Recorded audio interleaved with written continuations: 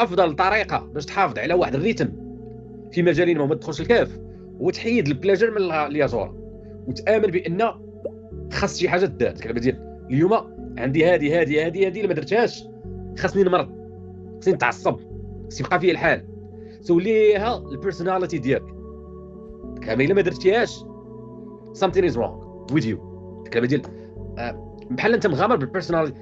نعطيكم مثال مبسطه. لحد ما انا ما درتش لايف كنحس بان غادي نفقد شي طرف كبير من الشخصيه ديالي اللي ضربت عليها تماره باش رديتها بحال هكا.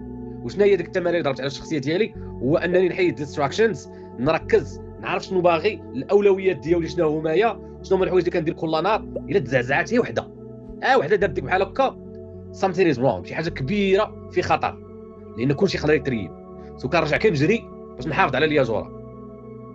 you lose respect yourself بعدا كاع انت ما كترضاش.